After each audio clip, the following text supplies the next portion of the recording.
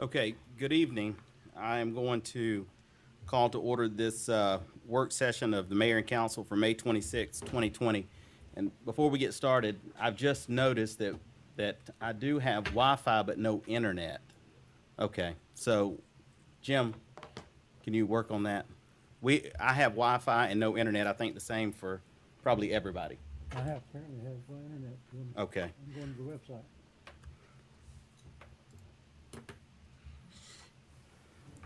Okay, so let's go ahead and get started. First item on the agenda tonight is for the work session is governing body. Number one, election of GMA District 4 officers. We do this every year. It's a formality. So if there are no questions, I would recommend that we place this item on the consent agenda. No objection. Without objection, I'll place that item on the consent agenda. We'll now move on to item B1, Public Works, Bobby Elliott, Recreation Center, Senior Center HVAC replacement, Nick Griffin presenting. Good evening. This item is to replace a 25-ton unit that's currently in the senior center or located in the senior center at the recreation department. I'm sure you guys have read it, but it's 28 years old. It's an R22 system. It's incredibly old. We've had multiple issues over the past couple of years about it tripping the breaker, blowing certain electrical parts because it's pulling too much power because it is an older motor that powers this unit. It is a budgeted item. Last year we budgeted $49,647, or we budgeted $49,302. I've reached out to multiple HVAC companies that were local, and also some that's based out of Atlanta, and I only had 2 interested companies bid on this project, and the other 2 that we'll speak about here in a minute. I based the budgeting numbers last year off Action Electric. This company we use for pretty much all of our HVAC needs as far as services and repair calls and things like that. But they were over $10,000 more expensive than this other company. I've met with KBS. I've met with one of the co-owners. Very confident in a relationship that we can probably proceed with. They do a lot of work that are local, especially in Douglas County, and I've included a little bit of that information as well, if you'd like to read about them. So the city is asking that the council allows us to hire KBS Heating and Cooling to install a 25-ton unit in the senior center. Okay, council, do you have any questions? I still don't have the backup because I don't have internet. Does anybody have any questions for Nick? No, but I think this does point out it's good to go out for bids occasionally and find out that you're being overcharged. So Yes, sir. appreciate that. Yes, sir. And actually, I'm extremely happy. We call them. They're a huge company, so we get response. Most of the time, within 3 to 4 hours, we can have a technician out there, and that is one benefit of going with a larger company. That may be a little bit more expensive. Now I know how much more expensive, but their response time is incredible, and it always has been. It's a company that will be around for many, many years. This company is not going anywhere, so their warranties they can always stand up to. But yes, I can't justify a $10,000 overage as far as quotes go. And I'm excited about the relationship that we could build with KBS. Okay, council, anyone have any other questions? Okay, if there are no other questions, I will place this item on the consent agenda if there are no objections. No objection. Okay, let's go ahead and move on to item B2, Nick. 2 dehumidification systems for the library. And if you would, just give just a little bit of background on that because, 1, it's a significant issue, and 2, we haven't heard about it in a little while. So we don't really know the ongoing condition of the humidity in that library.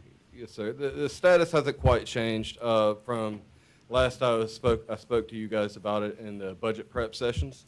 I think you all are aware that we are having humidity issues at the library due to what I believe and other employees at the city believe is water intrusion from window seals I have proven this. I just am not 100% confident that that is our only area of issue. There has been multiple windows that we've hired contractors to come in and replace the seals. We've replaced a couple of seals and also sealed up some of these windows that we could visually see the leaking, and there was a good bit of water intrusion. It's always been a little damp there, especially before we put the portable humidifiers in there. And I mean, those are proving to work because we're having to dump out the 5-gallon buckets of water they're pulling from the air. A little bit of humidity you can't avoid humidity, and a regular HVAC system is in itself a dehumidifier if you really break down the heating and cooling processes. It's taking, heat from the air, it's pulling the moisture from the condensing unit, and it's going through an evaporator and it's evaporating this moisture. It's just these specific units, they have a whole system that super cools the air before it reaches the actual evaporator, and so it's super cooling it, pulling out a lot more moisture than just a regular HVAC system. It is a little bit more expensive, but not as much as I really imagined these systems to be. I think they will do a great job dehumidifying a lot better than these portable units. One of the biggest perks in this project, if we proceed with it, is that we'll have 2 working functional units that we can repurpose for different facilities. Since we are under budget, $4,500 and 10 grand here and 10 grand on the next one, we'll have close to $25,000 that we can use these units that we're pulling off the roof, and we can put them at different facilities. One in mind has a 15-ton unit that's broken right now. So we could use that money that we're saving here, still use the units we're pulling off, and add these dehumidification units as well. So I think it's a really good idea and project to proceed with. As far as long-term goals, eventually, not eventually, but as soon as we can, we need to start addressing the other issues that are present. It's beyond my expertise. We'll have to hire an expert. So we've talked about this, we talked about it last year, and you're confident that these 2 dehumidification systems will do the work that's already being done with the smaller units, but it will be doing it on its own. It'll pump this water out of the facility without having to empty buckets. Is that correct? That's correct, and more. I think they'll Okay. do way better. And there's no question that this is needed. Long-term goals, eventually- Council, does anyone have any questions? Somebody turned their, it's same old culprit.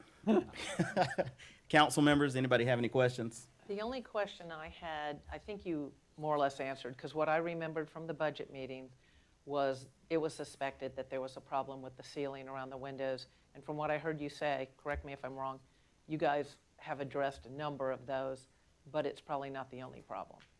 We've addressed a number of them on ground level, especially Okay. like the children's area in the manager's office or the director's office. There's been, visual intrusion. We've corrected those, and that was actually a cantilevered shelf that was inset into the brick that didn't have good sealant. So there could be different types of issues that I can't fix. It's beyond my skill level. But we have addressed all that we could. Okay. That was my only question. I'd written that down because I remembered that from budget time and you referenced it. So, Yes, ma'am. okay, thanks, Nick. Yes, ma'am. Is KBS able to do an audit of the building to find other intrusion points of moisture? KBS probably would not be the company that I would recommend coming in and doing that. We would need more of like a structural engineer. And I'm sure there are other specialty, professions that could come in and do a little bit better of a job than KBS. They're mainly dealing with the ductwork, and I really don't think we're having any issues of the curbs or the units that are on the roof. There, in fact, could be, but if we were going to pay a company to do it, I would really like a company that specializes in possible water intrusion or infrastructure fails as far as a building goes. Okay, any other questions from the council? So this is a needed improvement to the library system, and while I think there's a lot more to be done over there, that doesn't give us any reason not to do this. So I would recommend this onto the consent agenda if there are no objections. No objection. No objection. Okay, Nick, let's move on to item number 4, purchase SLG R2632 scissor lift. Go ahead. There was one item number 3. It was the Villarica Police Department. Oh, go ahead with number I'm- 3 I'm then. They sorry. don't get air conditioning. No, just kidding, But Chief. they are getting it now, but it's not quite adequate and probably won't last the next year or two. Councilwoman McPherson had told me that she didn't really want these new air conditioning units in here, so I tried to skip it. Just kidding. Just kidding. Go ahead. These are to replace 3 existing gas furnaces and AC units behind the PD. These mainly heat and cool the police department. The current units right now, they're over 15 years old, and again, they're on an R22 type coolant or refrigerant. Once these units have a leak or anything like that, it gets very costly to repair just because they're not manufacturing R22 refrigerant anymore. It's close to anywhere from $100 a pound up to $500 a pound from what I experienced, and that fluctuates. So there's no definitive price that it's going to stay at, but we are going to run out of it eventually. That could be in 10, 20 years, but it's really expensive to repair, and these units are old, so they're not going to last forever. We're also under budget with this one by $10,633, $63, I'm sorry, with KBS coming in at the low bid. How many bids did you get on these, Nick? Because I'm noticing that you have these same two. Two of these items are $10,000 apart, and one of them's $5,000 apart. Did you get 3 bids? I was unable to. I've reached out to at least 5 different companies, 4 of which were local, very local, within a couple cities. And I had another company come out and meet me, and they've turned down the work. They said it's a little bit beyond our scope. They're doing a lot of apartment builds and new builds. Construction is going crazy right now. So some of these local companies they don't have time to do big projects or the equipment. I would just say that, and I understand that, but I would like to see at least 3 bids as often as we can get them. I heard you say that you tried to get that. These gaps of $10,000 just seem like a lot. It's 25% of these particular bids. Okay, council, does anyone have any questions? Okay, if there are no questions, I would recommend this one for the consent agenda as well. Are there any objections? No objection. All right. Now we'll do the scissor lift. Okay. So this is to purchase a scissor lift. It is also budgeted.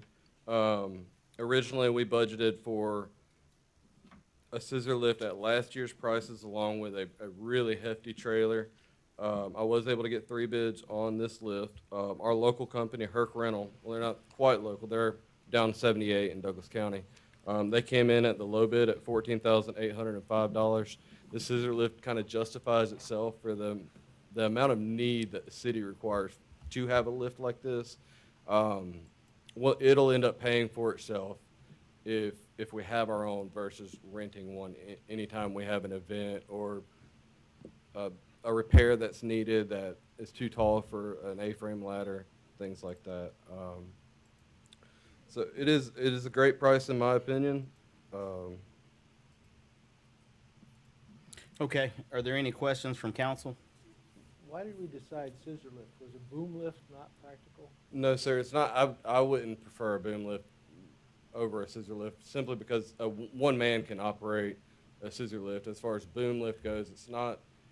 I don't like booming. A lot of people don't like booming out quite that much, and this one is more maneuverable. Say if I needed to get on the amphitheater, I could boom from the front of it, but with the scissor lift, I can drive up that ramp, get to the back, get wherever I need, and I can move while I'm on it. It works well in tight spaces, and it can actually fit this scissor lift can fit through pretty much any door we have in the city. So say for some reason I needed to get into the city hall, I could actually take it into city hall. It'll fit right through that door. So it's very, very multi-purpose. Okay. If there are no objections, we'll place this on the consent agenda. No objection. No objection. Thank you. Thank you, Nick. Okay, we're going to move on to C, utilities. Number 1, replacement of high service pump drive 3, Pete Zerbanis. Good afternoon, Mayor and Council. This is actually emergency replacement for the number 3 high service pump drive that failed. we were very fortunate in the fact that we had PRB, who's local to us and does a lot of work for us, that they had a Yaskawa drive on the shelf that we could install to expedite this repair. Staff recommends the approval for the replacement and installation of the number 3 high service pump drive to PRB Electronics Incorporated in an amount not to exceed $11,770.65.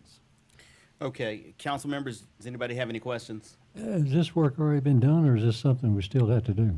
Pardon me? Have you already done this work? We've already done it, yes. Okay, This this is is a just- critical pump. We had to get it fixed right away. Right. And this was a budgeted item. Okay. Any other questions? Okay, if there are no objections, I'll place this item on the consent agenda. No objection. All right, Pete, let's move on to number 2, Keckenwood Booster Pump Station Proposal.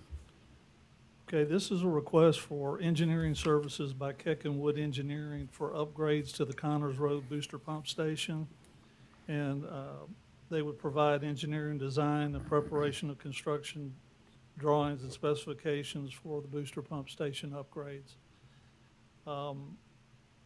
The need for this arises from the fact that when the booster pump station was installed around between 2004, 2005, the design of the station was to meet the immediate demand that was going on at the time with the boom and all the construction starts that were happening then. And so the pumps were designed to pressurize the system, boost water into the system from Douglas County. Basically, it drafts off the Andy Mountain tank that they have in Douglas County. However, the booster pump station that had been mothballed for about 12 years and had not been operational. A lot of things were not working properly. A lot of things have changed since 2005 in the area with the demands.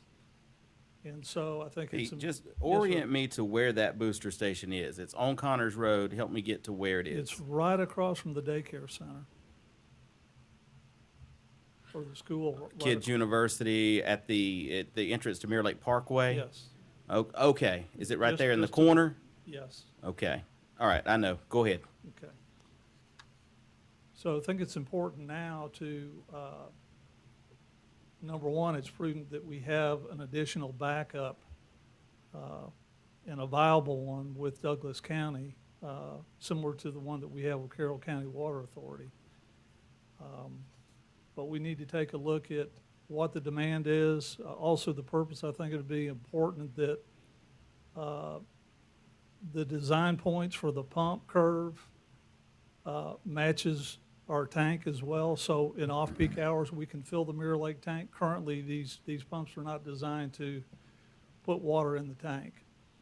And so, and we also need to evaluate the water coming in from Douglas County, the 2 entry points, the connections that we have, one on Highway 61 and the other one on Highway 78, and see hydraulically how that will impact them and when we pull water from the Andy Mountain tank with a larger pump. So staff recommends approval to engage Keck and Wood Engineering Incorporated for engineering services for upgrades to the Connors Road Booster Pump Station in the lump sum amount of $16,600. And this was a budgeted item as well.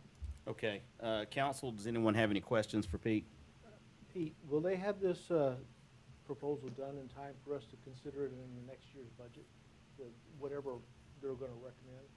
I would think they would, yes. Any other questions?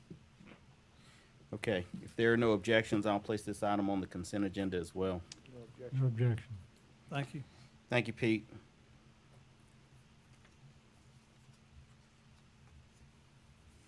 Okay, moving on to D, police. Number 1, items for auction from the police evidence room. Captain Keith Shaddix, welcome, sir. Go ahead.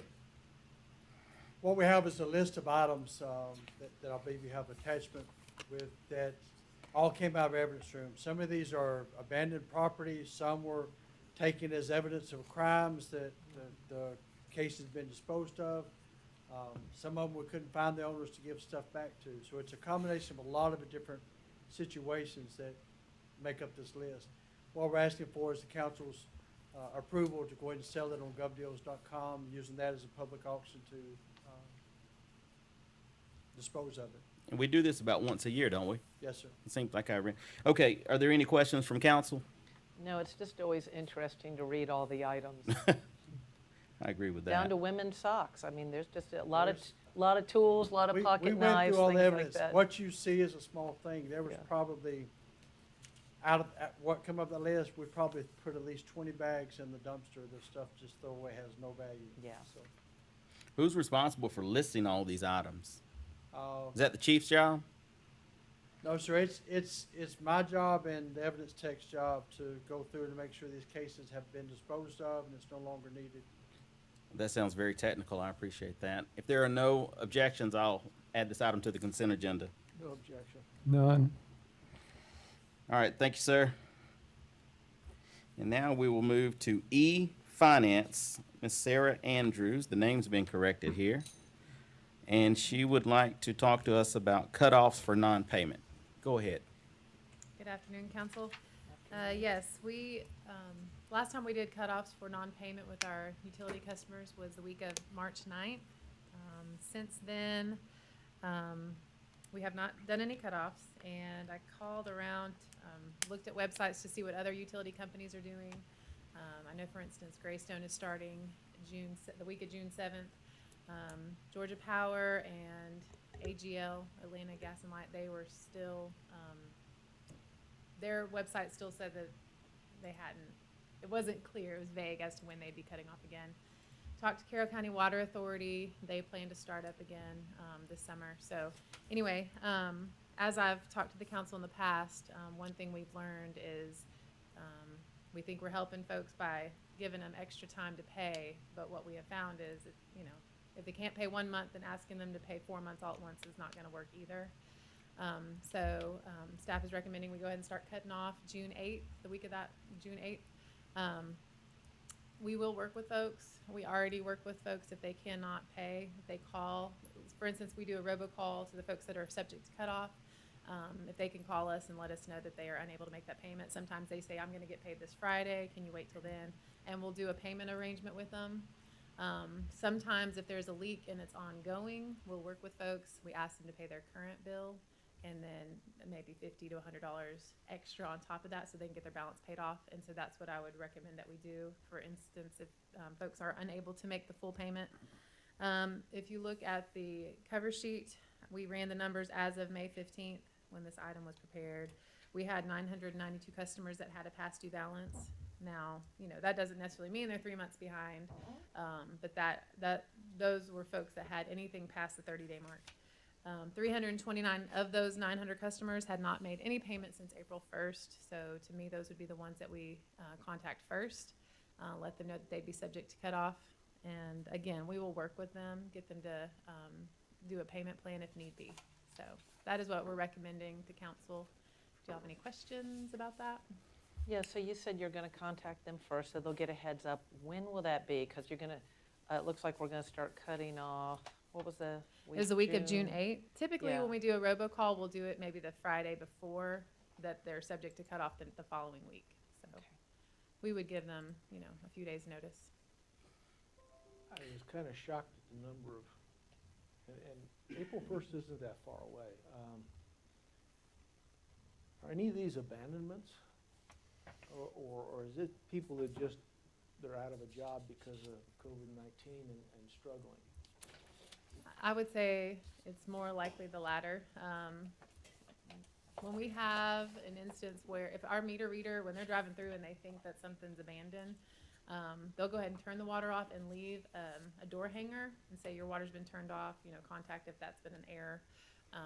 So we try to, if we see properties that look abandoned, we try to go ahead and cut it off anyway. So I would say these are more likely people, lost jobs or haven't been able to make a payment. So like I said, we'll work with folks. But we don't wanna get these balances so big that they can't even, you know, make a dent in those. So we're trying to avoid that. Are there any other questions from council? So this item was placed on the agenda for informational purposes only unless the council chose to do something other than what staff had already proposed. So there is no motion here. If there are no other questions, I think what we will do is just mark this item off as having been discussed, and then when we adopt the agenda, we'll take it off before we adopt the agenda. If there are no objections to that, we will move on to City Manager Tom Barber. F number 1. I was told last time not to say the letter and then your name. It didn't sound right, I think. So, all right, item number 1, amendment to professional service agreement with Brennan Jones. Go ahead. You'll recall from previous discussions that we have been pursuing a development on the southwest side of town with the group that calls itself Winchester for the Avamore project. And in order for us to service that development, we need to build a new regional lift station for sewer.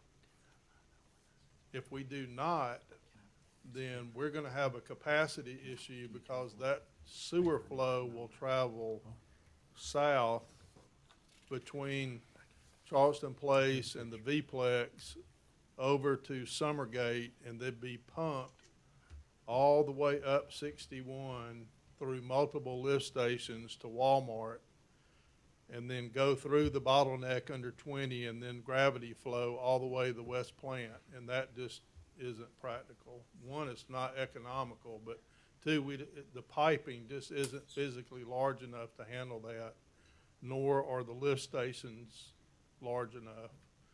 So what we're proposing is a new lift station in the southwest corner of the Avamore project. The issue that we have is we have to then install pipe from that point all the way to the West Plant. So that means up South Van Wert, over Hickory Level, which is the ridge line, under 20, up North Van Wert, all the way to the water plant, and then east into the West Plant for treatment. To even begin to wrap our heads around that, we need some cost estimates.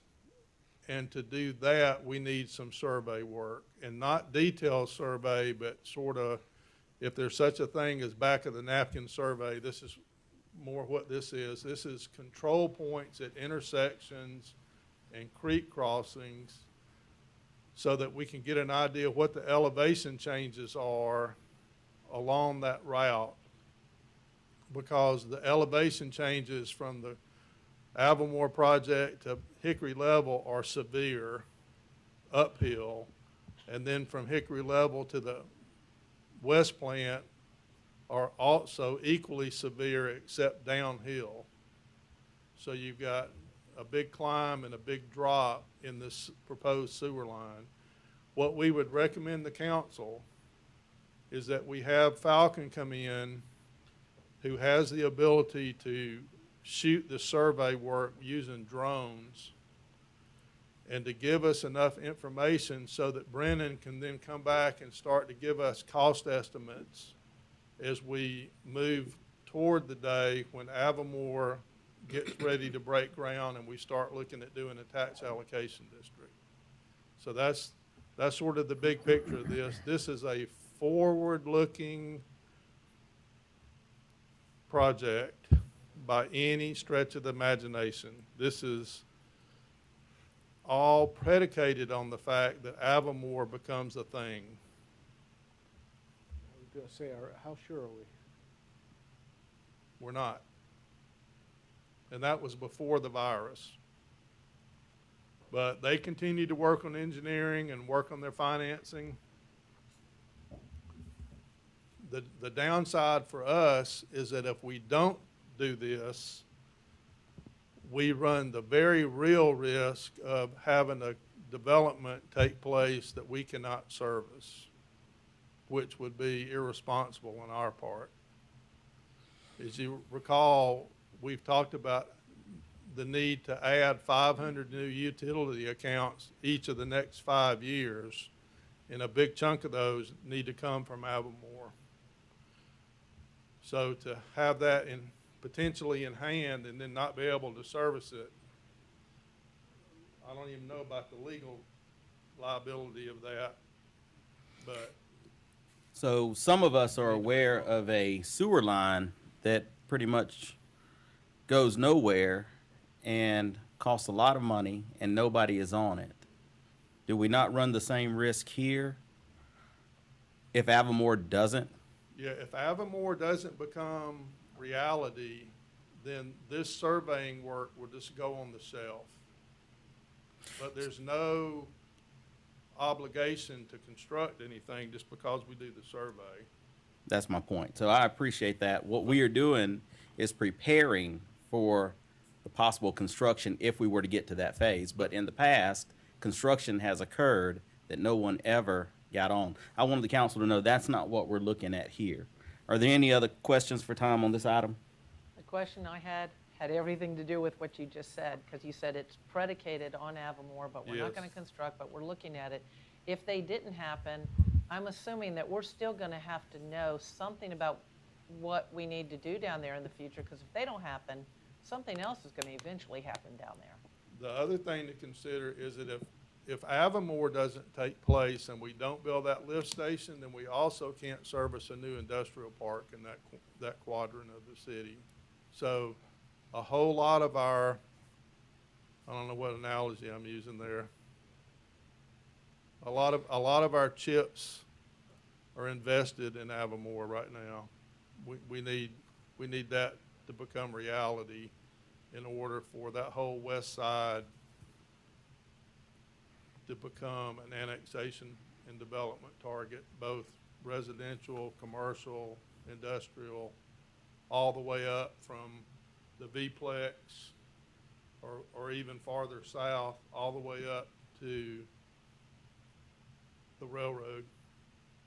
Okay, any other questions from council? If we have this engineering proposal in hand and Avamore breaks ground, we can implement the proposal in a manner that would match up with Avamore's completion? I'd say no. I would think right now that if they move ahead at their pace and we move at our pace, that we're gonna be behind anyway. It's too big of a project for us. We're talking about, help me, Pete, 6 miles?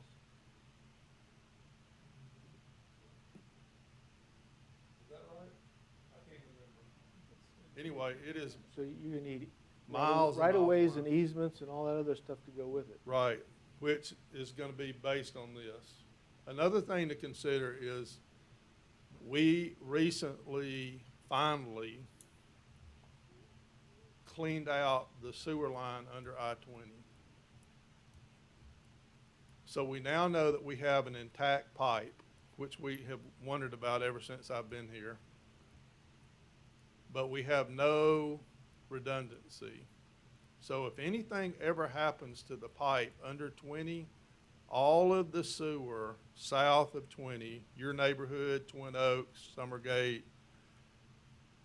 Walmart, Wildwood, Hickory Falls, Charleston Place, all backs up in the manhole between Walmart and 20 into the most unimaginable lake you could conceive of. We would be on international news. Thank you for that highlight. I was going to say. So, trying- this will give us Something to look redundancy forward on the west side of 61 that would at least give us a possible second route to get to the plant. So even more reasons. Are there any other questions from council? Okay, if there are no objections, I'll place this item on the consent agenda. No objection. All right, let's move on to item 2, Tom, discussion of board application process. This is, go ahead. All right. I was approached via email by Councilmember McPherson asking to put on the agenda a discussion item specifically to take a look at comments from Cheryl Bell about our process, possible improvements, and I included a copy of that email for your consideration. Okay, Councilwoman McPherson? The main things that I was concerned about, and I had told her I thought she made some valid points about things we needed to address, and that's that when people go to fill out an application or look at even the committee, that they do have an idea of what does that committee and board do, who appoints them. Okay, so if it's a board that the mayor does all the appointments, that needs to be stated. The mayor does all these appointments. If it's something, here's another example, planning and zoning. If that comes at the recommendation of different council members, okay, so we all have someone we recommend, and that's the way that one works, which is different from some others, that it be stated in there that that comes at the recommendation of individual council members, and that most of the time we defer to that council member unless there's, some real issue with it. I also thought it would be helpful that people got acknowledgement that their application was received, that it would be reviewed, and it would be good to have follow-up that say, this person was nominated, your application will stay in the folder electronically, whatever, for the next 6 months, it expires or whatever. You'll need to do a new one next year if you want to have an application to be considered for these different boards. Just something that kind of cleans it up, makes it a little easier for people to understand before they apply for something, the process, so they'll know what to do. There's no sense in putting in their, application if they know for sure they're not going to be considered by a council person. But even that's not set in stone because we don't actually require that they come from our ward. But if it were me and it had to come from my ward, that would be a big deal. Somebody that lives in another ward would know, well, I won't put in an application for that open spot. So just something to clean it up, make it a little easier for people to apply and to get some feedback. That, thank you, your application has been received. We may not have any openings, but if that's a decision that's going to be made, we have no openings right now or whatever, I'm not sure what else we need to do, but we need to look at it. I think those are 3 very good and valid points, and that can all be done administratively, and it probably needs to occur with Tom meeting with department heads to come up with some way to incorporate those 3 criteria into the form and then redo the form. And I know Alyssa handles most of that, but that's going to be sort of an internal process. But does anybody else have any discussion on this? I think the requirement, I'm not objecting to anything that Leslie said, but I think some of the requirements change periodically. On Downtown Development Authority, when we put Matthew on there, when Matthew was selected before he became council member, I thought it was great that we had someone with legal knowledge on that particular board because of the powers invested in that board. And the fact that we've got Carl Peabody on it, finance expert, tax expert on that, it lends expertise to that board that other people didn't have. People needed to be business owners, have a business interest in downtown, but they brought something special to the table. Now, if one of the current members were to leave, we may decide that we want something different than what that member represented. We may want a commercial real estate person because we'd like the Downtown Development Authority to acquire commercial real estate for the city. The same thing with the Villarica Development Authority. There's a vacant spot. I'd like to see either a commercial banker, a commercial real estate expert, or somebody that's run a large distribution industrial site on it that would have some, bring to the table that kind of knowledge. But it's gonna change from person to person. So I don't know how you're gonna specify that other than, you know, if you're interested, throw your name out there, contact your city council member, go to the boards, those boards are, meetings are published, go and sit in and see if it's what you're interested in. Yeah. I joined Parks and Rec because my granddaughters were playing soccer, and I wanted it to be a great experience for them. So whatever I could do, not that I brought a lot of experience to Parks and Rec, but I had something to bring. Excuse me. I really enjoyed working on downtown, on the Main Street board. That didn't require any special knowledge, but it required some passion and time. So if people just go to these meetings and look, I think the world will open up to them. Well, and keep in mind, Councilwoman McPherson didn't talk about any qualifications, and I think that's important to highlight here for that very reason. Each time an application is received and a vacancy exists on a board, that board and whomever the appointing authority is looks at the total composition of the current board and then looks at the applications and determines from that, I think, which one probably fits. For example, like you're talking about, if an attorney came off of a board and you wanted an attorney on the board, you might be looking for an attorney in the applications, but you wouldn't necessarily put that out as a qualification in the general form that is sent out by the city clerk. So I think that's a road that I had wanted to avoid going down, and you point that out very well. Mr. Moptan? I would just add, it's working. I would just add also maybe my recollection of the application, it does not say that the board will be making a recommendation to city council, so maybe that should be clarified. I don't know if that's true for all the boards, but I know on Main Street and VRDA and DDA, I think each one of those boards make their recommendation to the council. Now, we're not binded by that recommendation, but it should be pointed out that those applicants might trigger them to then go to meet with those board members and get to know them and clarify what they can bring to it. So Feels like a common theme to that would be applicants should not only put in an application, but should show up to those board meetings. right, yeah. Anybody else? Well, and that's part of the reason I didn't address the part about qualifications, because that would really be hard to put into writing. One thing I did miss was if it does, because this was in the email and I thought, okay, we should look at this. It talked about if it refers to an ordinance or something like that. And David, you can probably help us on that. If it refers to something, they need to know what that is or where that is or what it says. Do you have anything to add, David? No, I think that's a good idea, and that's something that could be put on the form itself, to say that this position is called for by code section blank. Okay. So, any other council members have a comment? Oh, one other thing, sorry. And that's just. That's that 3.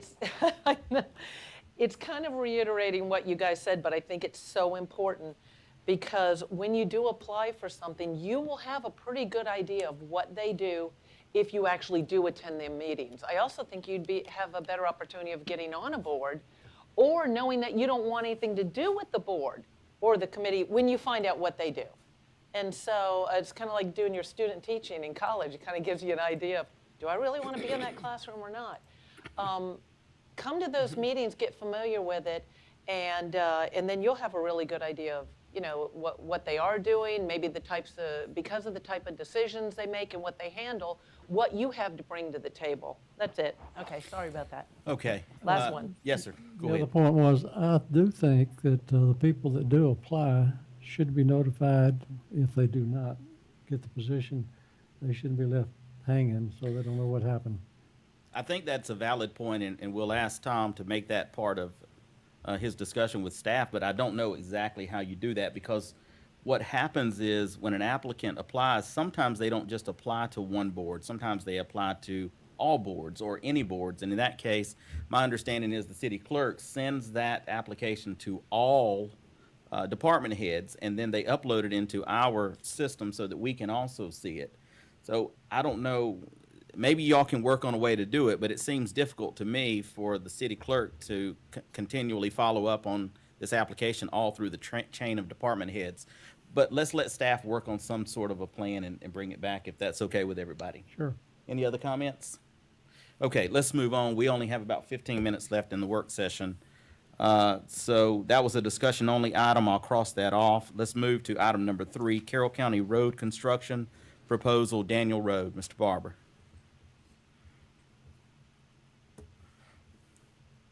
We table this item to tonight, and one of the things that we discussed, I believe, last time was the receptivity that the property owners along Daniel Road had to annexation.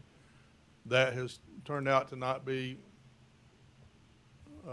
we didn't get a great response there.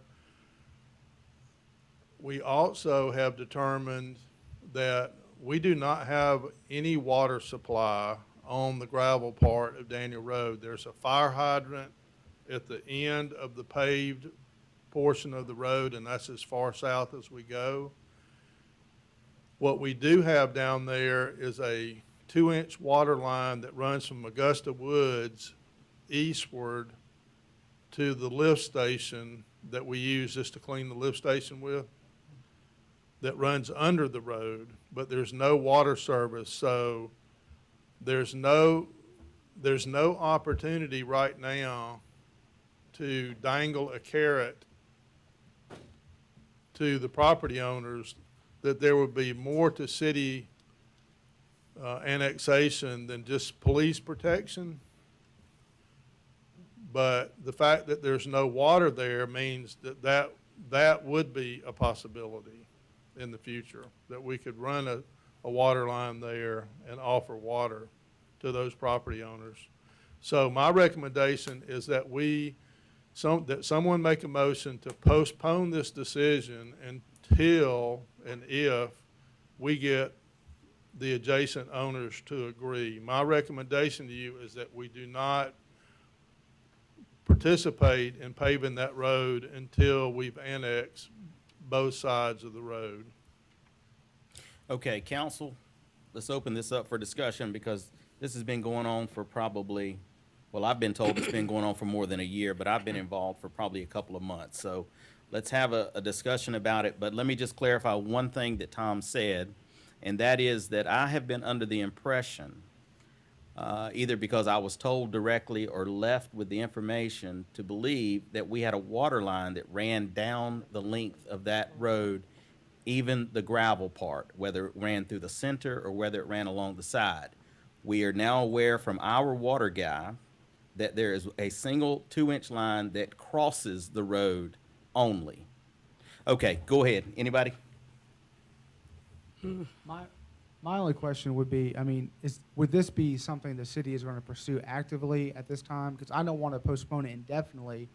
I would like to say, can we postpone it for 12 months to get a status update if we're going to be actively pursuing getting a water line down there or providing other services in that area. I just don't want it to be forgotten about if it's something that we want to pursue. Yeah, it didn't sound to me like there was disinterest in being annexed. There was disinterest in paying property taxes. Yeah. So if we're willing to annex them without making them pay property taxes, they're all in, I think. Right. Right? Yeah, because So- that was the thing that they were saying, that it wasn't about other stuff. It was just the fact that if they had to pay county Yes. tax and city taxes too, it was a no. They were okay So that's what we until have they to asked that overcome. question. And that was when I gave them the answer that they would have to be paying county taxes and city taxes. Then they hurry up and said no. Because one of them was saying yes, but then after that, that was a no. So if you can convince them that both the taxes, then you might have a chance. But other than that, I don't see it. It might be, but I don't see it. So all we have to do now is convince them to Right. pay taxes and a water tap. Well, And they can have water service and police protection. There is- The subdivision that's off Reed Road, that's inside the city, is that correct? There's a subdivision on Reed Road. Augusta Woods, right, yeah, Yeah. that's, yeah, my subdivision. Where's that water coming from them? From the west. coming in from the west side. comes in from the west side. I'm not sure how we do it indefinite, other than indefinitely right now. Okay. Because we've got people that don't want to be annexed in, and we don't have, from what I can gather from what we know now, which this is a little frustrating because it seems, the information seems to change, and then we finally get the facts. And I'm not blaming anybody. It's because there's just, sometimes people think things are a certain way and they aren't. It doesn't seem that we have a vested interest to pave it. We don't Not right have now. that area. We have people who don't want to be in the city in that area. And we don't know when people will live there that want to be annexed. They're on We don't well wanna- water now, they don't have running water nowhere. Cause I know two of them, I definitely know they're on well water. So So, until we have people there that want city water and city services, what are we going to do? Because none of us are going to force people. Okay. The question I I guess- think that Councilman Montahan's bringing up is it the direction of the council that staff actively pursue selling annexation to these folks? Right, exactly. That's my question. Well, not to muddy this up too much, and we are short on time, but the original discussion by the council in 2007 was that the city would enter into an agreement with the county, a long-term maintenance agreement, and in exchange for that, the city would partner with the county and pave the road. There may be benefits to the city to having that road paved, and it may be such that we can enter into such an agreement. Does the council want to either pursue the annexations, which would justify the paving, or even simultaneously, pursue a discussion with the county about the agreement to partner on the paving and a long-term maintenance agreement, which is what was originally contemplated in 2007. But wasn't there also in those minutes something about the Augusta Woods developer paving? There having was, some but that's sort- long gone and over Right, with. it's gone, which means in the minutes that you're quoting, though, it was actually going to get, at least a portion was going to get paved by a developer, and that's not going to happen. Or they were gonna do something. I mean, those facts have changed because that developer is nowhere to be found. Right, so that could have been part of the reason why the city was more willing to enter into that agreement with the county, was that it didn't sound to me like the city was either wasn't paving at all or was doing a much smaller area or something, based on those minutes. Okay. And Does- David said last meeting that an adversarial annexation probably is a non-starter. Yeah, who wants to do that? Right, we're not interested in that. I think we I have would enough think that we problems. So- table it until Yeah. they come back and ask us. Yeah, and that's exactly what I was gonna say. So essentially indefinitely in this case means when the property owners come to the city at this point. For what- Unless y'all tell us to At this go point. chase it, then we'll go chase it. Well, you tell me a reason we would chase it, and when I hear a really good reason, I mean, I haven't heard one. Have Well, you? you don't have time for that. So is there gonna be a really good reason? No, because that's not your recommendation, Well- so. Just the safety of the road, I think is where all this started. That, I think the county really wants to get it paved, but they don't feel like they can do it, so. All right, so my understanding is that the idea that we had a water line along the road came from our conversation with the county. When we tell them that there is no water line, then maybe they reconsider whether they will widen the road to their specs and pave it themselves. Okay. Well, under that, I would assume that the council would be okay with the suggested motion by staff, which is to postpone it indefinitely. Is that correct? Any objection? I'm gonna place it on the consent agenda. I just got one question. All right, go ahead. That section, the gravel section of Daniel Road, is that in the city limits? It's outside the city limits, okay. Now, if it was in the city limits, we wouldn't be having this discussion. I figured as much. Okay, that item is on the consent agenda. Last item, Tom, is fall recreational programming. We've got about 6 minutes. Do you just want to take this over to regular session, or? We can talk about it for a minute. All right, let's go just See for a if we couple of can minutes. Go. Okay. We canceled everything for the spring. We refunded everything, and then we started canceling everything for the summer, and you can see the list.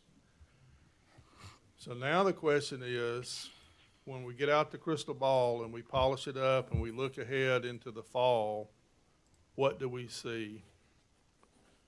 I see an unpredictable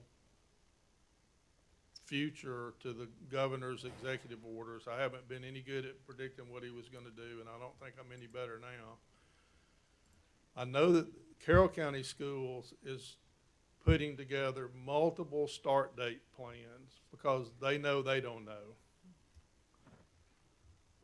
I haven't talked to Douglas County Schools. I don't know what they're doing, but we did just get some action from the Georgia High School Association allowing high schools to begin conditioning only and with pretty good restrictions.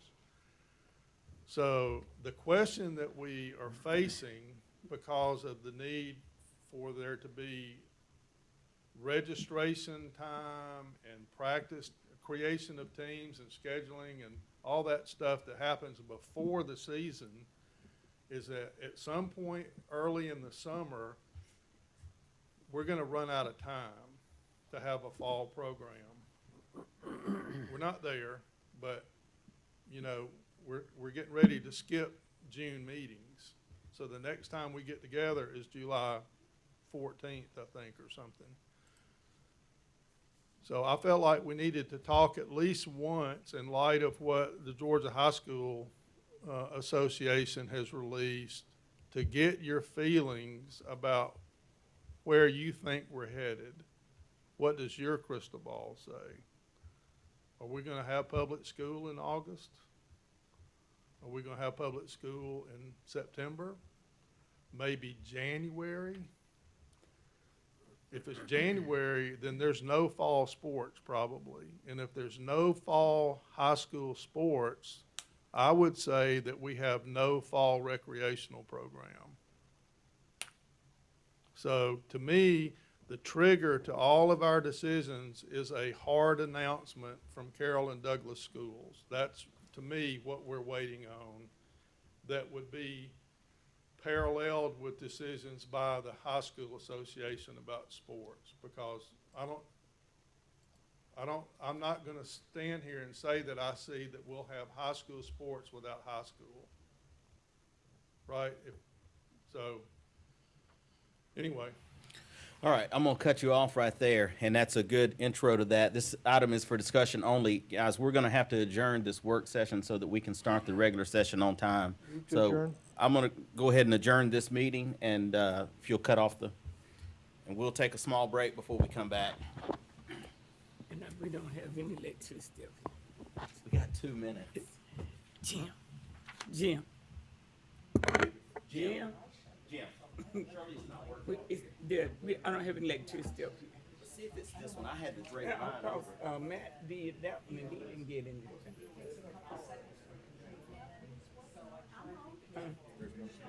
You know, any Well, other- but the mic is working. Is Nick still here? No, he left.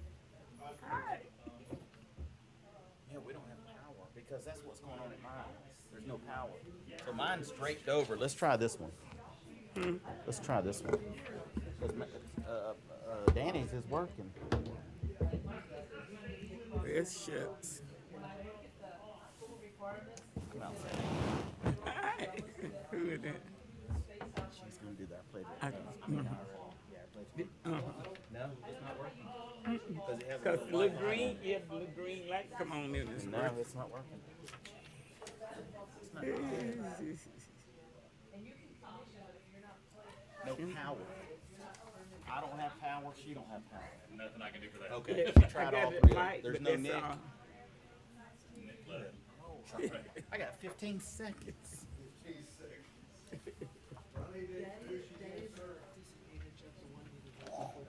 Right. Let me just go meet Kendall.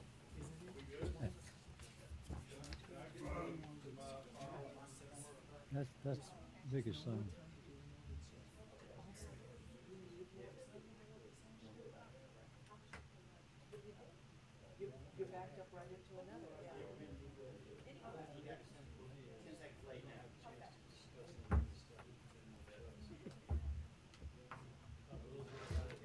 move that, because I thought that looked mighty nasty. Although it's for a good purpose.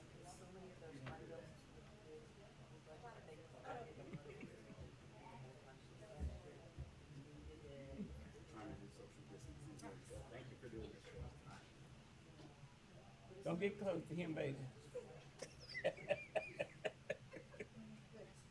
You're terrible. Okay, Alyssa. Time to get started. We're already late. Well, It happens.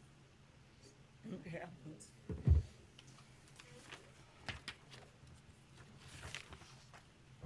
Okay, are we on? Okay. Sorry, we're rushing to get back from the work session. So I'll call to order the mayor and council meeting of May 26th. I think we will have in just a moment the invocation by Matthew Montahan, Councilman Montahan, and then followed by the Pledge of Allegiance from Kendall Coleman. Let me take just a moment to introduce Kendall Coleman. She is a 2020 graduate of Villarica High School and was a member of the Lady Wildcat basketball team. She was the president of the high school's National Honor Society, member of the Future Business Leaders of America, and member of the Student Government Association. Ms. Coleman turned down basketball scholarships at other schools to focus on a degree from the University of Georgia. It was a difficult decision for her, as she was a star in the classroom as well as the basketball court. Ms. Coleman has been playing basketball since she was 9 years old and had dreams of playing professionally. And while there is a possibility of playing for the Bulldogs, she has opted to focus on environment, economics, and management. It's good stuff. Her mother is here with her today, Ebony Coleman. So welcome. If everybody will rise, Mr. Montahan will give the invocation, followed by the Pledge of Allegiance from Ms. Coleman. Let's pray. Dear Heavenly Father, thank you for being with us today as we do the business of the city. Thank you for your blessings every day as we navigate through the COVID-19 pandemic and all the other issues in the world today. Please give us guidance on how to do your work, and please bless us as we move forward this evening. Thank you. Amen. Okay, Ms. Coleman. I pledge allegiance to the flag of the United States of America and to the republic for which it stands, one nation, under God, indivisible, with liberty and justice for all. Thank you, ma'am. You all may be seated.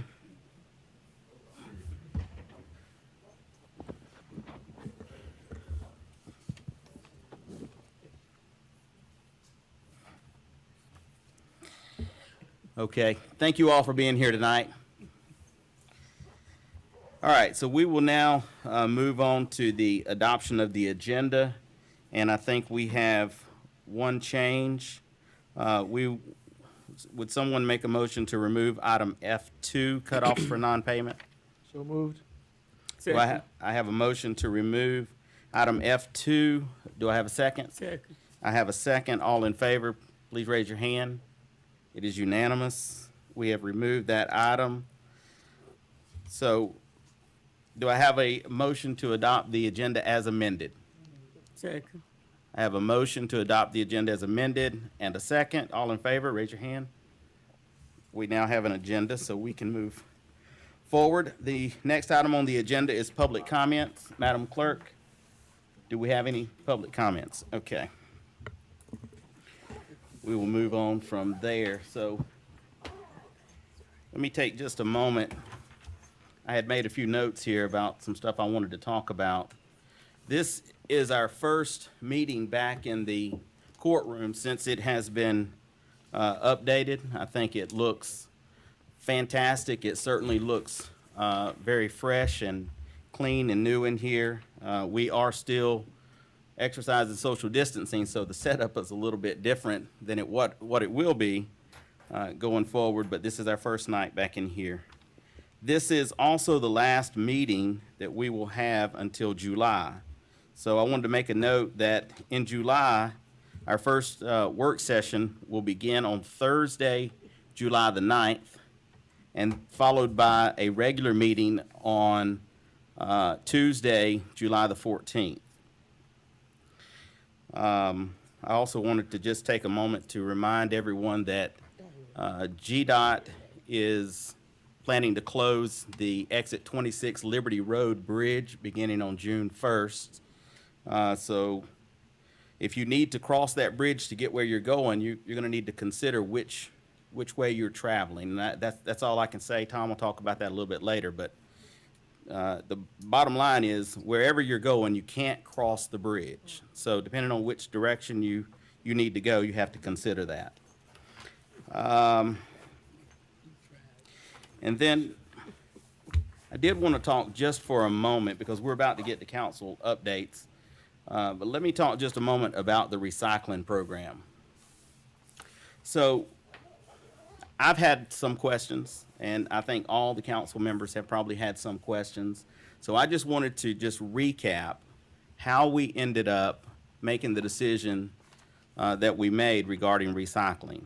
I think that there are a significant number of people in the city that are disappointed to see recycling end in terms of the city's participation in these blue cans that we had with GFL. And the decision came down to two primary criteria. Well, really, probably three. We were going to need to increase the rates so that we could have a recycling program that was basically in name only, because most of the material, even those who were conscientious about what they placed in the blue containers, most of that material was still ending up in the landfill. Mm-hmm. We could also we could cancel the program and avoid a CPI-based increase this year, which is ultimately what we did. Or we could come up with some way to better educate the public and to try to police their behavior. Maybe try to penalize, or someone could go around and check all the blue cans and make sure you're doing what you're supposed to do, and that just didn't seem practical in any sense of the word. And we also didn't have a great deal of time from the time we were notified by GFL to even give a lot of serious consideration to that, which I'm not sure that we would ever have gotten to a place that we would feel comfortable doing that anyway. In the interim, though, we are looking at other ways to take advantage of some opportunities for recycling in the city. Staff will continue to do that. There is still some possibility to recycle aluminum cans and cardboard, but there really is no market for glass or plastic or paper. So even if we were to still have a city-sponsored program, those items would most likely still end up in the landfill. So I hope that information is helpful. I'm sure somebody else may want to talk about it a little bit, but I just wanted to bring it up because I have seen probably a half a dozen constituent emails or comments about that program. So that being said, we will move on now to council updates. Are there any council members who would like to give an update? Ms. McPherson. I would like to mention what an improvement the downtown LED fixtures that we had, I guess, had Georgia Power replace about 100 light fixtures in the downtown area. They're much brighter, and what an improvement that is. The only other thing I wanted to mention in honor of Memorial Day is, if you don't get the Times Georgian, there were 3 excellent stories of heroes in there, which is unusual. Sometimes there'll be one history article, but just to highlight that you would have found out who L.E. Witt was, one of Bowden's heroes. He flew more combat missions than any other pilot of World War II. And that means amongst any pilot during World War II. He survived 366 combined missions. And while he did return, and Memorial Day is more about those that didn't come back, I would recognize also, even amongst those that come back, while we may not be thanking them personally, we're honoring those that didn't. Many of them have also lost friends. And I know even with my own kids, they're okay, they're now out of the Army, but they've lost friends. You would have found out who Butch O'Hare was. You've probably heard of O'Hare Airport. He was a flying ace. I had no idea the airport was named after a man who was a flying ace in World War II. His most famous flight in 1942, he and his wingman saved the lives of every man aboard the USS Lexington. In 1943, he made his final mission. He was shot down. His plane was never found. And the last one that was highlighted, that was local, and his wife had written about him. He was rather, I don't know, humble, didn't really want to be included, but his name was Wilson Freeman. He served with the 101st Airborne. And during World War II, his wife tells the story. He was at Bastogne during the winter of 1945. His group helped liberate the Nazi concentration camp of Dachau at the end of the war. And I just want to read you his quote at the end, and I'll be done. It's leading up to his quote. He said, "I tried to persuade Wilson," this man we're talking about, this soldier, "to let Dr. Martin include his war stories in Dr. Martin's book, Ordinary Heroes. Wilson was steadfast in his choice of not being a hero. He said, 'I did what we all did, our duty.' Wilson was my hero and a hero to people in our nation. We owe our gratitude to those who served. We live in a free nation, and we should never forget the sacrifices of so many." Thank you.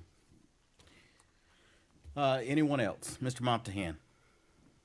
Thank you, Mayor. I just wanted to take a moment. As many of you know, my brother-in-law passed away in a fatal car accident on April 28th, the day of our council meeting, three council meetings ago. And since then, there has been a significant and very blessing of an outpouring of support to my sister-in-law, Lisa Groves, and my nephew, Easton Groves. So I just wanted to take a moment to thank the community for that support and for all the prayers and blessings that you have given us. Thank you. Thank you. Any other council members? Okay, seeing none, we will move on to the approval of the consent agenda. So let me read each of these items off. Earlier today, we met in a work session and added these items to the consent agenda. So I'll read off these items and then I'll ask for a motion to approve the consent agenda. So Mr. Mayor, was there no public comments? there were no public comments. That's okay. And let me, since you bring that up, let me just say that I think collectively, all of us, and certainly I'll speak for me, I miss having the public in this room. There is nothing about holding these meetings without the public that even feels good. I mean, we have to do this. This is about the continuity of government and doing the people's business, so we have to do it. But I can't wait to see some of those faces back in this room. Some of them smile, and some of them, growl. But I still appreciate having them in this room. So since you brought that up, and I think that I enjoy even the public comments. And I look at Alyssa each time and say, does anybody want to be called tonight? Because even those, sometimes they're entertaining. And then sometimes they're of substance, and that I think that we take seriously and that we include in our deliberations. So thank you for bringing that up. But no, there were no takers for public comments tonight. Okay, so let me move on with the consent agenda. Item B3, election of GMA District 4 officers for 2020 through 2021. Item C1, Recreation Senior Center HVAC replacement. Item C2, 2 dehumidification systems for the library. Item C3, 3 carrier HVAC systems for the police department. C4, purchase SLG R2632 scissor lift. Item D1, replacement of high service pump drive 3. Item D2, Keckenwood booster pump station proposal. Item E1, items for auction from the police evidence room. Item G1, amendment to professional service agreement with Brennan Jones. Item G2, Carroll County Road Construction Proposal, Daniel Road. Do I have a motion to adopt the consent agenda? So moved. That's wrong. Let me say that differently. Do I have a motion to adopt the consent items? Is that right, David? Yeah, it's to Well- approve the items that were on the consent agenda. I'll make a motion to approve the items on the consent agenda. I don't know what Second. happened. Do I have a second? All right, all in favor? It is unanimous, so the consent agenda has been adopted. Why am I forgetting how that is termed? No. You don't know? Okay, so the next item is gonna be the approval of minutes for the meeting of May 12th, 2020. You all have had an opportunity to review the minutes. Do I have a motion to amend or to approve those minutes? So moved if there's no corrections. Second. I have a motion to approve the minutes without correction and a second. All in favor, raise your hand. All opposed? All abstain? Did you get that, Madam Clerk? Thank you, ma'am. Okay. Item B2, mayor appointment of D. Johnson, new member of the Cemetery Commission. Do we ask the council to confirm that appointment? Yes. Okay, so I have made the decision to appoint D. Johnson, the new member of the Cemetery Commission. Do I hear a motion to approve that appointment? I'll make it a motion. So I have a motion to approve the appointment. Do I have a second? Second. I have a second. All in favor? That is unanimous. All right, let's move right along here. Ms. Andrews, financial update. Come on down. So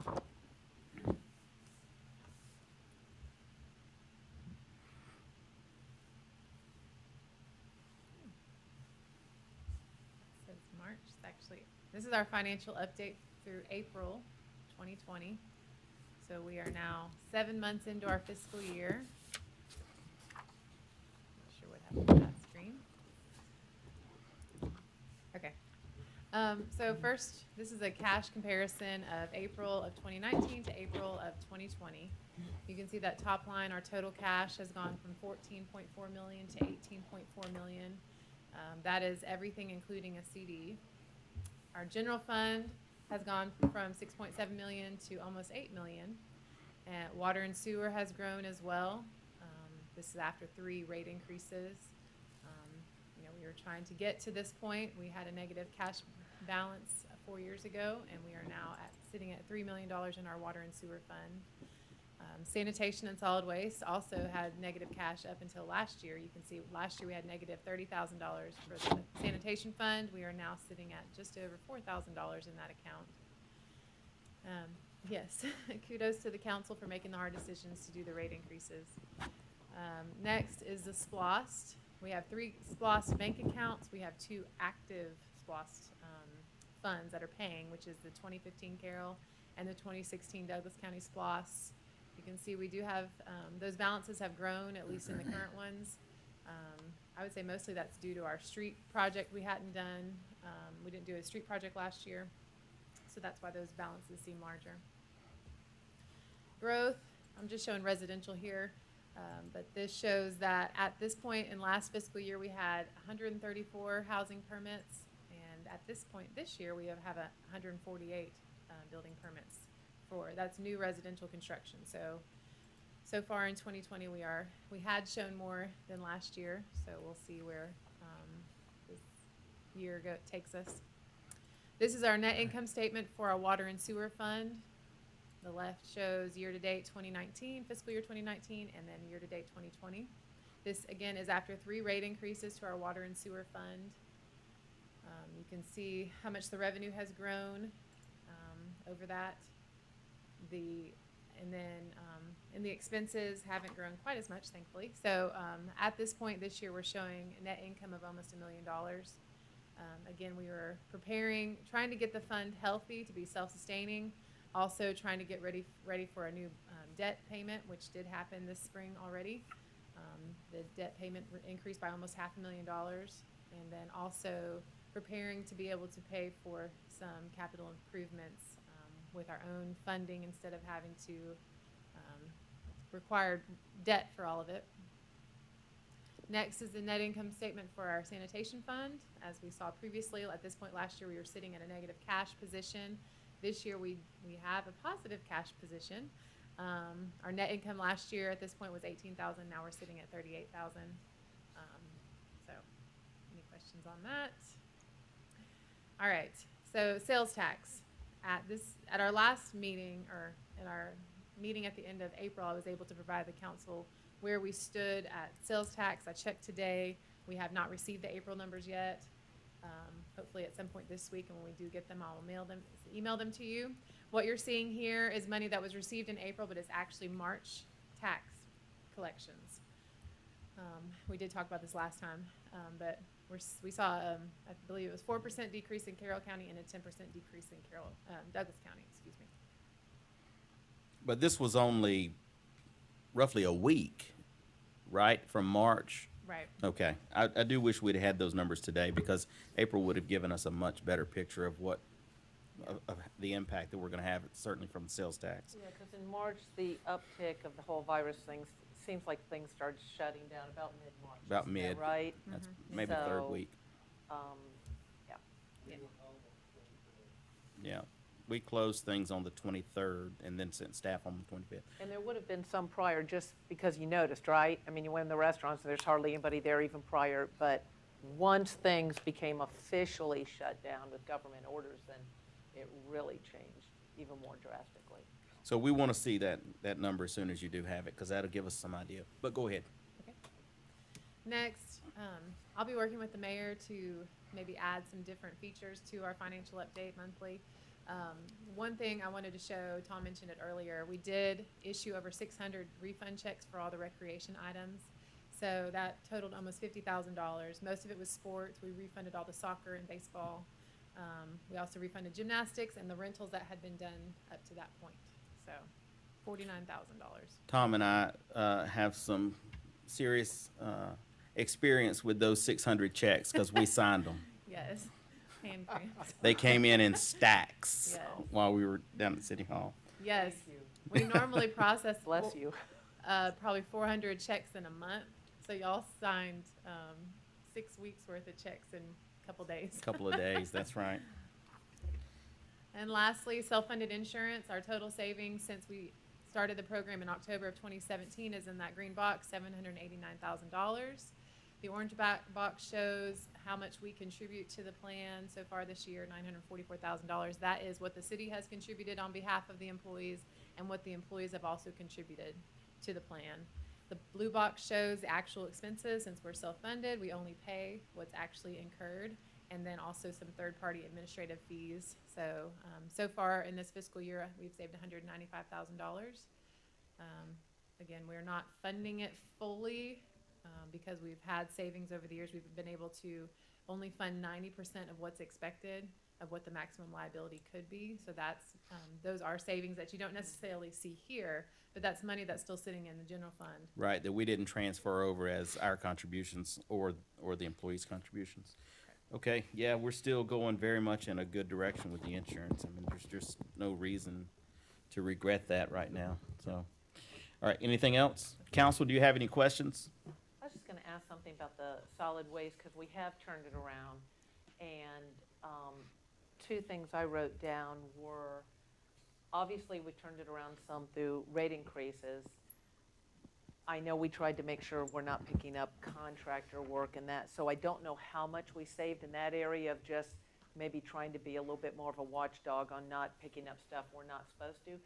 But have we worked any further, and this may not be the time to ask that question because it might be Bobby, have we worked any more on efficiencies in that system? Because we talked about how they go up and down all the roads every time. They may have nothing to pick up. And are we still working toward trying to make that a more efficient system? Or should I wait till budget time? I don't know. When's the best time to? Jeremy to come in and talk about what they're doing different. Okay, so whenever that works out, it would, let's find out a little bit more about that. And the only thing that I thought of while we were also talking about, you mentioned street project. Did you mean the spring cleanup thing that we used to do, or did I? Okay, never mind. because I was listening and doing this at the same time. We used to do, primarily encouraged by Councilman Best, a spring cleanup or a fall cleanup, and just, nobody brought this to my attention. I just happened to think about it when it got around to that time of year. I knew we weren't doing it. And maybe at budget time would be the time to bring this up. Just, do we still want to do something like that in the future? Do you feel like it? Okay, so we are going to do it. Last year, because of Keep Carroll Beautiful. Okay, just if it helps us with not illegal dumping or if you think it's useful, that's all I want to know. You know, not whether we do it or not, but if we think it's a good idea, and if we do, let's continue it. Okay. Well, it is a good idea because we collect items during that time that we don't generally collect throughout the year. So we do ask people to hold on to those if they can't dispose of them in some other responsible way. But we also work with Keep Carroll Beautiful, and that is they help us with the tires at a minimum. So we do want to make sure that we continue doing that. Mr. Young. Sarah, I noticed that for the last couple of months, we've consumed $500,000 a month out of the general fund.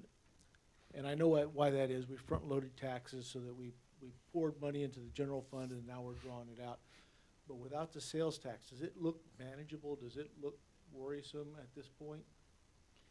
Not at this point. I mean, there's still so much unknown. We haven't had enough data to really say what's going to happen in the future.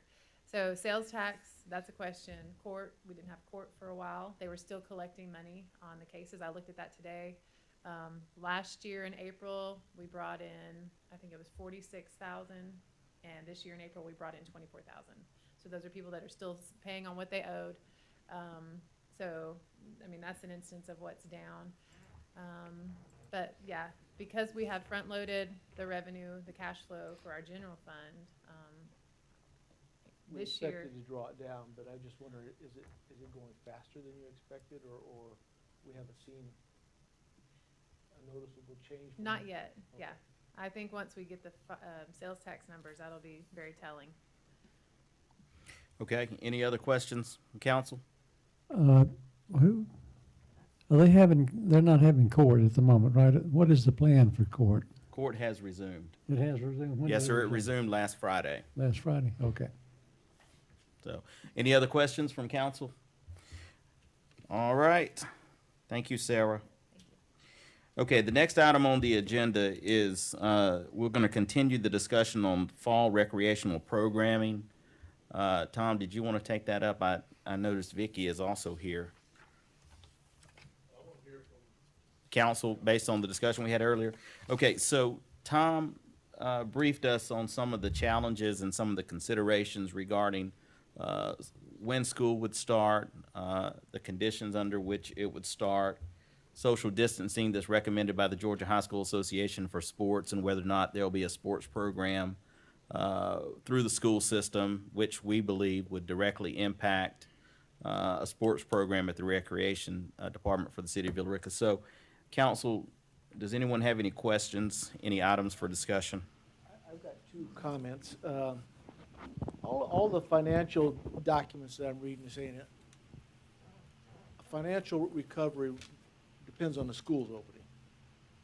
For the nation, financial recovery for the nation depends on the schools opening in a almost normal manner. So I think there's going to be a lot of pressure from everywhere to do that. Can you speak up a little louder, Michael? And the other thing I was looking at is this high school association recommendation list, and I'm not sure, you know, it says things like groups should be the same individuals. Students and coaches cannot change groups. So, but there's only 20 people to a group, so that means you're going to have a coach for every 20 people, and I don't think that's feasible. No use of locker rooms or shower facilities. So if you're out doing football conditioning in the mud and the grass, you're going to go home muddy and grassy, and you know. Again, is that realistic? In a weight room, using where was it? Side spots, and you know, for weightlifting, which is not as safe as a normal spot. face masks in the weight room. When you're breathing heavy and stuff and you're lifting huge weights, you're gonna use a face mask, which will restrict air. Some of this stuff doesn't make sense to me. Yeah, I appreciate you reading off some of those, but the list is actually quite long, and there are a number of reasons, which is why this is in the packet. There's a number of reasons to have some questions about what is feasible under these guidelines. Did you have something? No. Okay. Ms. Coleman? No, I'm sorry. Oh, go ahead. I was just gonna say, if you took only this one sentence, workouts are conditioning only, no balls or sport-specific equipment, other than a cross-country runner, I don't know how you do any of the other sports. So, Ms. Coleman, you've had an opportunity to review this document, I think. So give us Definitely so. your perspective. So let me just say that we are also governed by another association. We do work through GRPA. We're set up in regions around the state, if you will. So not only our local government, but you have Carroll County, Paulding County. So we're in the process of preparing to work through our own guidelines. So while some things may be similar, it's probably a better fit what will come out of that in relation to, you know, what maybe the High School Sports Association has put together. Because there are certainly some things that are a whole lot easier when the kids are older versus when you're managing younger children. And we're also in a situation where most of, or all of our programs are really run by volunteers. So such things as not being able to switch groups, we're begging volunteers to come every year and say, coach the children and things of that sort. So sometimes you do have someone who's coaching maybe 9 and 10, they're also coaching a younger group. So there is some kind of switching back and forth in terms of the adults that are there. There are certainly some things that can be incorporated into the guidelines that we're going to put together. I want to say June 2nd is when our region is meeting, and they're having the district meeting to go over COVID-19, the protocols and things of that sort. But so some of this is helpful, but yeah, I think it would be tailored and much more specific just for our region, so it ensures consistency in terms of what people can expect, not only when they come here, but when we go someplace else. So I think those are the things that are going to be important, and that certainly we'll be able to share those things when they come out of the meeting. But definitely things that we'll be able to touch on. And just so I know, a lot of that spoke to conditioning. We don't start, we spend the entire month in July doing registration. So it's really, once schools have really already gone back, we spend the first 2 weeks of August conditioning, you know, for the younger children, and then practice starts. So a lot of that, quite honestly, we'll really already know whether the schools are back in or not before we even really get started, because we get started beginning of August. Well, that's good information. And let me say that we had considered when we got this from the Georgia High School Association that it would be different at the recreation level, but quite honestly, I believe it would be more difficult with the younger kids and with the parent involvement and with the volunteer staff. So I think what you've just said makes me believe that we have some time. We don't have to be considering a whole lot tonight, but we do need to be aware of it. And I would like, once you have those guidelines, you said the 2nd? June 2nd. Well, once you have them, though, if you would send those out, obviously to Tom, but to all of us, so that we can have a little bit more of a heads up of what they're doing as well. I think we got this probably within a day of the High School Association putting this out, but our consideration, and certainly mine, was that you may be able to do some of this stuff at the high school level, but at the recreation level, it just seems like this is not. It's much harder to manage the smaller kids and trying to get them to pay attention and manage social distancing. So that's part of the conversation. Like, you're trying to limit the number of people, but sometimes you may need the little extra help out there to help keep the kids properly spaced apart, things of that sort. So Absolutely. So okay, does any other council members have any questions for Vicki or for Tom? Go ahead. If you hear anything from the school coaches or anything about these requirements, I'd be interested in knowing what the tenor of their thoughts are. sure, we'll definitely share that. And also our soccer association, you know, that's the parent-run organization, and I know they've kind of followed the Georgia Soccer Association as a whole. So as that information is coming through as well, we'll definitely make sure that you get that. Okay, anyone else? I just want to make sure that also, just reviewing this, said you need certain triggering events. I guess, are you all going to come up with based upon whatever the school system does, some contingency? Well, if school starts like normal, then we'll proceed with fall sports like normal, but if it's delayed by a couple of months, then we'll proceed with these fall sports only. I mean, I know you talked about that earlier, but are you creating that proposal for us to review and to come back and vote on, or we're looking out for that, or no? Yeah, it'll be something that has to come, it depends on to what extent something could be delayed. Right. And keep in mind, we're playing in a region, if you will, so everyone kind of has to more or less agree Okay. on the same thing. So, Okay. that kind of helps. All right, thank you. Will you have an opportunity to get uniforms that late? I'm sorry? Will you have an opportunity to get the uniforms and things like the equipment that late? So interestingly enough, we have the uniforms from the spring. That was part of, we refunded money, but we had already put the expense out of ordering the uniforms. The uniforms had already been ordered, so we have those uniforms, and really it's a question of whether, what is participation going to look like?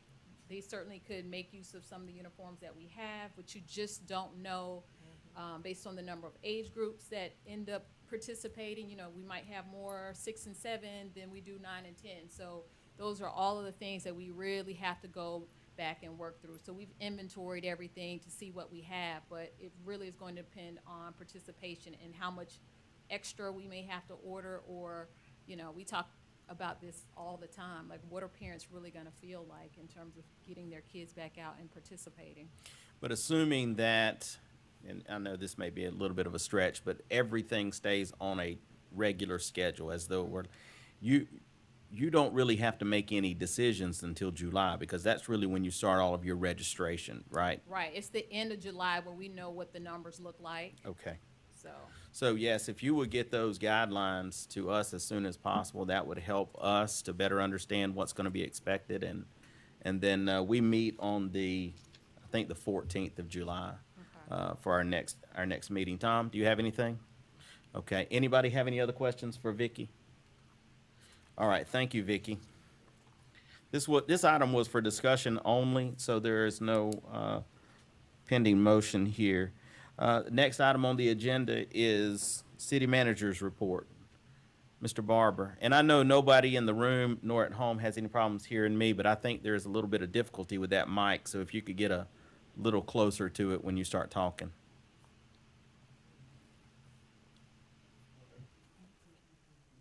Oh, I think he did. Okay, as you can imagine, this is a fairly thin update. We have spent a lot of time sitting in the office in the last month. One of the things that Jim has been working on is the city hall renovation and then the courtroom renovation. And it may not be evident, but he has put in a lot of time with rewiring the place in both buildings. He's also fighting a problem with equipment compatibility with the manufacturer that's about to drive him crazy. So if he looks a little distraught sometimes, it's probably not so much this as it is that. We have installed new downtown banners since we met last. Everybody seen them? We got good. They look really good. Public comment, Dine Play Shop. We ordered new stick-on dates for the census banners and signs because the date was extended from April 1 to August 14th, and about the time we got them, they extended it to October 31st. You can save a lot of that money that way. You keep the same banner and just, you mind mentioning the banners, wasn't a lot of it covered by a grant, or half of it was, or some, the new banners Right, that are mhm. downtown? Right, something Ron and Chris and Sharon worked on, I think.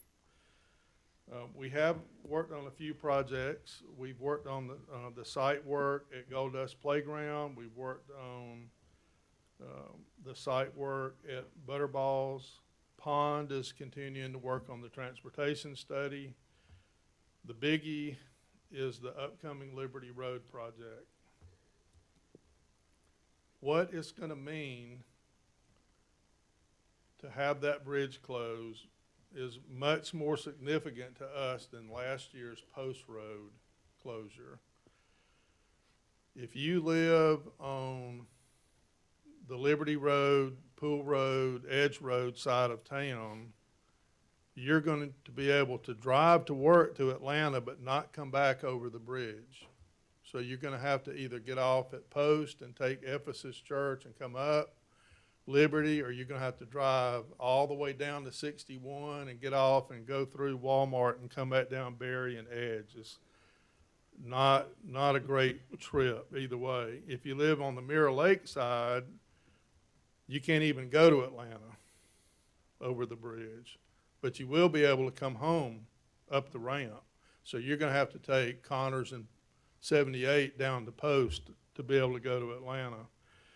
The same kind of thing works the other direction if you're going west. So if you're at Mirror Lake, going to work in Temple or Bremen, no problem. You just can't get home, right? Because if you get off at Liberty Road, the only way you can turn is right away from Mirror Lake. So you'd have to get off at 61, drive down to 78, and go through downtown.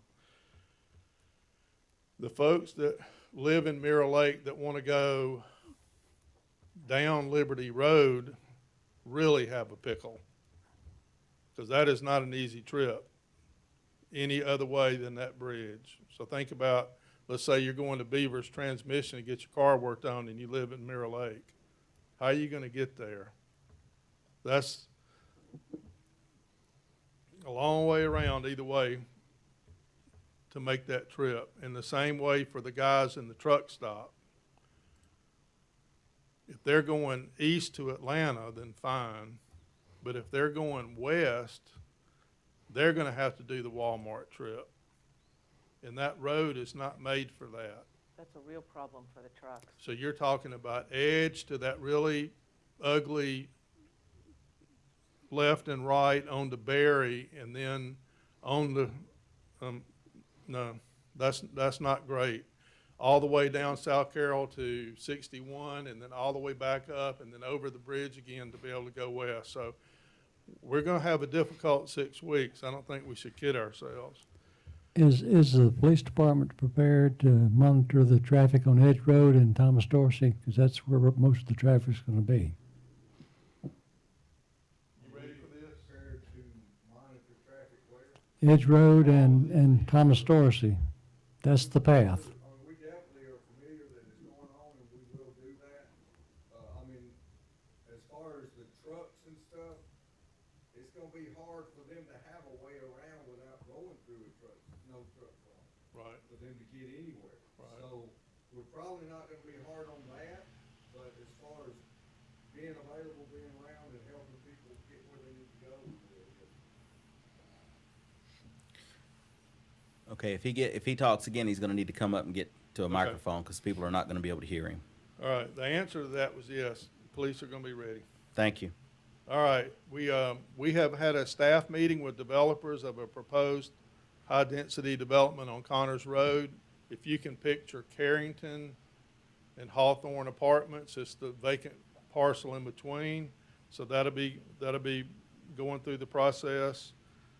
The mayor and I and the city attorney had a meeting with Carroll County folks about the upcoming SPLOST referendum.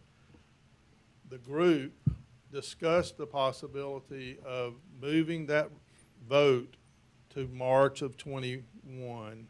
So that will be coming to y'all for your input, and then that'll be going to the county. There's concern about the economy and unemployment and how that would impact a positive vote, and also the proximity to the eSPLOS vote. So those were the two, I think, main considerations. I would tell you about all the public events that were held in the last month, but I couldn't think of any. And then last of all, we have a number of water projects that are underway. I told you about cleaning out the I-20 sewer. Our attempt to get the Water First designation is on hold. That meeting was scheduled for March, and so that was postponed or canceled.